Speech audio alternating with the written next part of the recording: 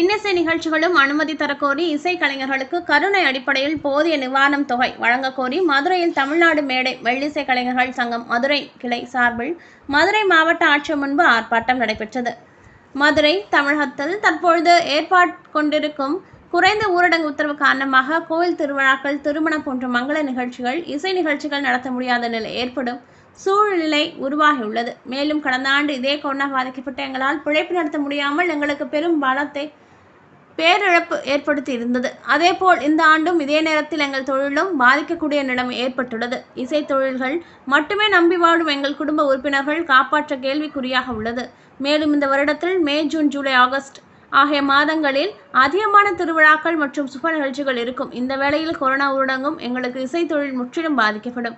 எனவே நிபந்தனைகளின் அடிப்படையில் எங்களுக்கு இசை நிகழ்ச்சிகள் அனுமதி தந்து, அதேபோல் இசை கலைஞர்களுக்கு கருணை அடிப்படையில் போத நிவாரண தொகை வழங்க வேண்டும். இசைக்கலைஞர்களுக்கு வாழ்வாதாரம் பாதிக்கப்பட்டு நேரிலிருந்து மாற்று ஏற்பாடு செய்வது குறித்து வலியுறுத்தி மதுரையில் தமிழ்நாடு மேடை மெல்லிசை கலைஞர்கள் சங்கம் மதுரை மாவட்ட கிளை சார்பில் அதன் தலைவர் விஜய் தலைமையில் மதுரை மாவட்ட ஆட்சியர் முன்பு ஆர்ப்பாட்டத்தில் ஈடுபட்டனர்.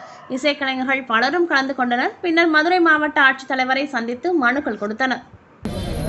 தமிழ்நாடு மேடை மெல்லிசை கலைஞர்கள் மதுரை மாவட்ட கிளையின் சார்பாக தலைவர் விஜய், செயலாளர் மதியழகன், பொருளாளர் சுரேஷ், ஒருங்கிணைப்பாளர் மோகன் தென்னரசு மற்றும் மகளிர் அணி சிந்து அத்தனை உறுப்பினர்கள் சார்பாக தமிழக அரசுக்கு இந்த கோரிக்கையை வைக்கிறோம்.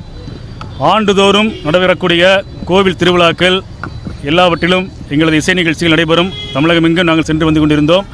கடந்த ஆண்டு கொரோனாவை முன்னிட்டு ஒட்டுமொத்தமாக நாடே ஸ்தம்பித்து போனதில் எங்களது வாழ்வாதாரம் மிக கடுமையாக பாதிக்கப்பட்டது. எங்களுக்கான தனி நல வாரியம் இல்லாத காரணத்தினால் 5 ரூபாய் கூட அரசாங்கத்தின் உதவி எங்களுக்கு கிடைக்கப்பெறாமல் 1 வருட காலமாக மிகவும் கஷ்டப்பட்டிருந்தோம். கடந்த 2 மாதங்களாக தளர்வு ஏற்படுத்தப்பட்டு இசை நிகழ்ச்சிகள் சென்று கொண்டிருந்த போது மறுபடியும் 2வது கொரோனா அலையின் சார்பாக இசைக்கலைஞர்களுக்கு மட்டுமான தடையை அரசு நீட்டித்திருக்கிறது. மற்றபடி கோவில் திருவிழாக்களுக்கு எங்களுக்கு அனுமதி கொடுக்கப்படவில்லை. இசைக்கலைஞர்கள் நாங்கள் தமிழகம் முழுவதும் 12,000ற்கு மேல் மேடை மெல்லிசை கலைஞர்கள் இருக்கிறோம். மதுரை மாவட்டத்தில் மட்டும் குறைந்தபட்சம் 400 இசைக்கலைஞர்கள் இருக்கிறோம். எங்களது வாழ்வாதாரம் எங்களது குடும்பங்களை பாதிக்கிறது.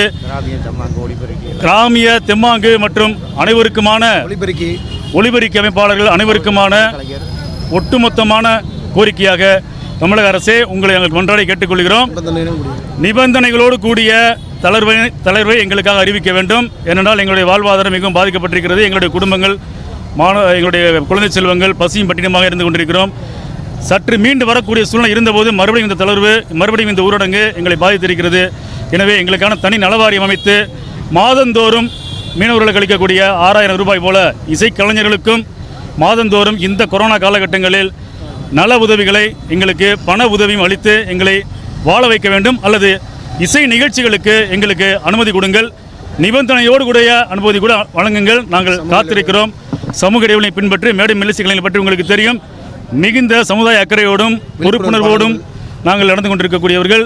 மேலும் அரசாங்கத்திற்காக நாங்கள் கடந்த பலமுறை கொரோனா சம்பந்தமாக விழிப்புணர்வு பாடல்கள் நிறைய பாடி அதை நாங்கள் வெளியிட்டிருக்கிறோம்.